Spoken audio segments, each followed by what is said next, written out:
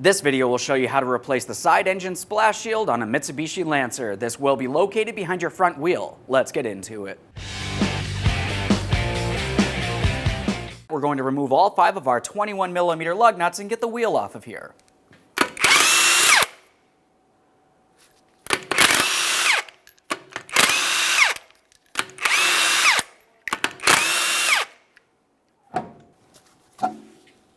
Now that we have the wheel off, we have a clear view of our passenger side lower engine splash shield right along this area here. There is some hardware up along the top, but let's start down along the bottom. I'm going to start right along the back corner here. We're going to be removing push clips. Typically for push clips, it's going to start with the center. You can either push it in or carefully pull it out depending on the push clip itself. Once you've done that, it should be in the unlocked position and you can start removing it. That one's a push in. Pull that out of there. Just going to reset that.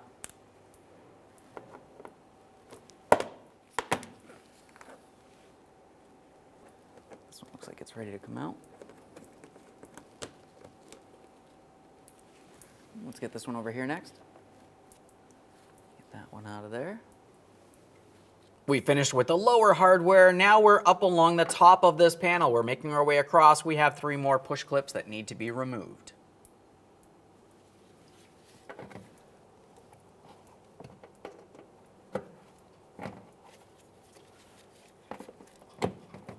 If your push clip comes apart, you should be able to just gently press it together, but leave it in the unlocked position for installation. Moving along, our next push clip here. And now we have our last push clip. This one's pressed into our inside fender liner. I'm just going to separate this area.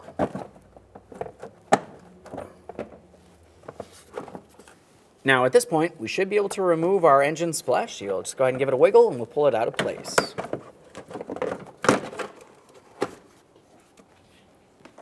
Now it's time to install our passenger side lower engine splash shield. Now as we bring this into position, we're paying attention up along the top first. On the rearward corner, you're going to find that you have this small area. The notch goes on the inboard side. Just gently flex it over there. We'll continue on by pressing this up so we can gain access to our 2 mounting points up along the top here. Just gently flex all other shields as necessary. We'll continue bringing this over. Now we need to flex this portion up and above our other shields. It sits up along the top. Swing this over. Make sure it's still aligned. Goes behind there. Right up here.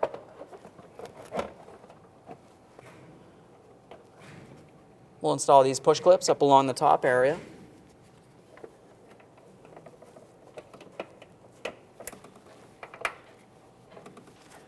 Now moving just forward and down from there, we have another area for a push clip. We'll drive that in as well. Now we're done in the wheel well as far as this panel is concerned, so we're making our way underneath. This is where we have several more areas for push clips. We'll align the push pins with their corresponding ports, lock them in. If you needed to, typically you can reach up through the panel.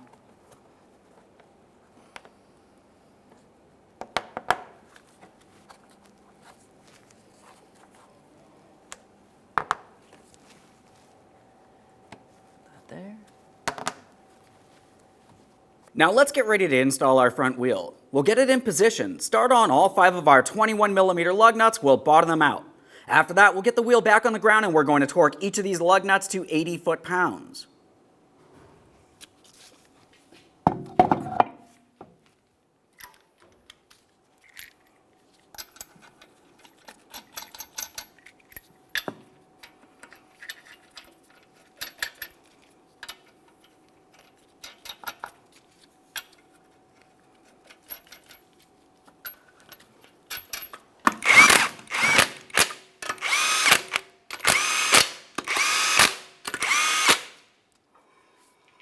We've got the wheel back on the ground. We're going to be torquing each of these lug nuts in a crisscross manner to that 80 foot-pounds.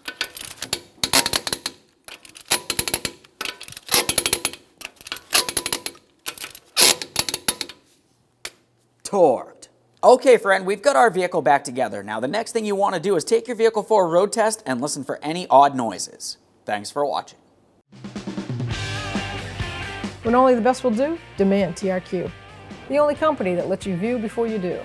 TRQ is committed to offering the highest quality aftermarket auto parts that are engineered for peace of mind.